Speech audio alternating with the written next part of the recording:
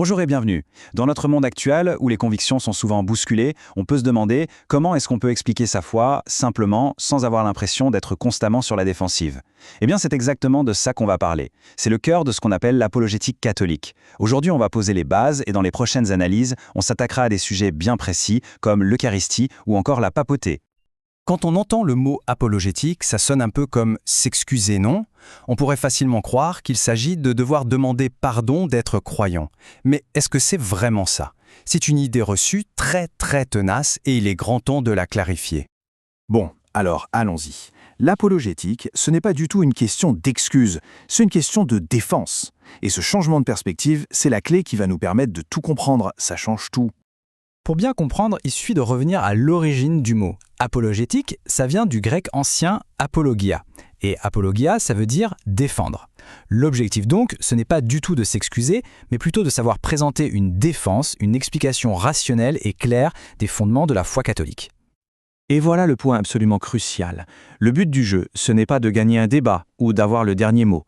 Non, il s'agit plutôt d'identifier et de déblayer le chemin, en quelque sorte, de lever les obstacles, surtout les obstacles intellectuels, qui peuvent empêcher quelqu'un de vraiment entendre le message de la foi. C'est un travail de clarification, avant tout. Pour bien saisir cette approche, il y a une métaphore qui est vraiment parlante. C'est celle du secouriste. Parce que, comme un secouriste, avant de pouvoir appliquer le bon traitement, il faut d'abord poser le bon diagnostic. Pensez-y une seconde, si on applique le mauvais remède, non seulement ça ne va pas marcher, mais ça pourrait même empirer les choses. Eh bien, en matière de foi, c'est exactement pareil. Si on essaie de répondre avec des arguments logiques à quelqu'un qui a une blessure émotionnelle, par exemple, on risque de le braquer encore plus. Ce diagnostic, il nous révèle en gros 4 types d'obstacles. Il y a l'obstacle intellectuel, l'obstacle moral, l'obstacle émotionnel, et puis ce qu'on pourrait appeler la préférence personnelle. Et là, c'est clair. L'apologétique, qui se base sur la raison et la logique, elle est super efficace face à un obstacle intellectuel. Mais pour les autres, son efficacité chute, voire devient nulle. D'accord, mais alors, quel est le bon traitement pour chaque type de situation? Regardons ça d'un peu plus près. Ce chiffre, il est juste impressionnant. Les sources nous montrent que 90 à 95% des obstacles dits intellectuels ne sont en fait que des malentendus. Une simple méconnaissance de ce que l'Église catholique enseigne vraiment. Par exemple, l'idée fausse que les catholiques adorent la Vierge Marie comme une déesse. Et c'est précisément là que l'apologétique brille, il suffit de clarifier la doctrine et l'obstacle disparaît. Pour les autres obstacles, c'est une toute autre histoire. L'obstacle moral, et bien souvent, c'est la peur de devoir changer son mode de vie. L'obstacle émotionnel, lui, il vient d'une blessure, d'une souffrance vécue. Et la préférence personnelle, elle est liée à des préjugés, culturels ou sociaux. Face à tout ça, la logique seule ne peut pas faire grand-chose. Voilà un point absolument fondamental.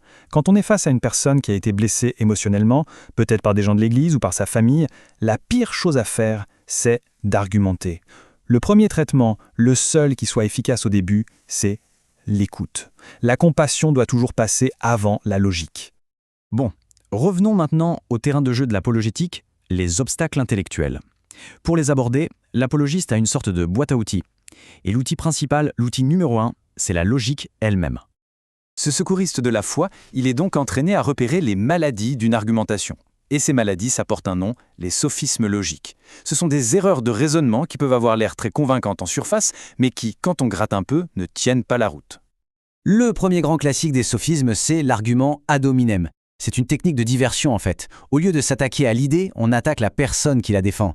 C'est une façon assez classique d'éviter le vrai débat. Prenons un exemple historique, tiré des sources. Rejeter tous les écrits de saint Thomas d'Aquin sous prétexte que c'était un moine romaniste.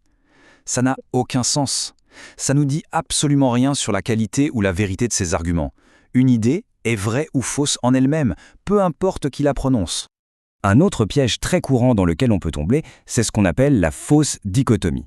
C'est le fait de présenter une situation comme un choix binaire. C'est soit A, soit B. Alors qu'en réalité, une troisième option, qui est souvent A et B en même temps, est tout à fait possible.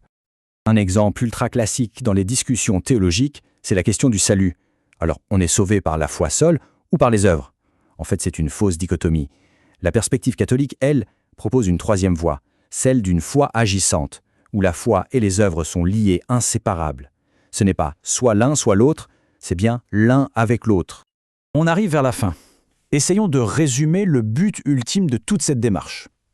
Si ce n'est pas de gagner un débat, alors c'est quoi?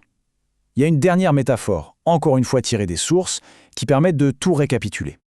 J'adore cette image, elle est très parlante. L'apologétique, ce n'est pas le vent qui pousse le navire, ce n'est pas non plus le gouvernail qui lui donne sa direction. Non, l'apologétique, c'est juste l'action de défaire les nœuds, de détacher les cordes qui retiennent le bateau au quai. Elle le libère, pour qu'il puisse enfin prendre le large.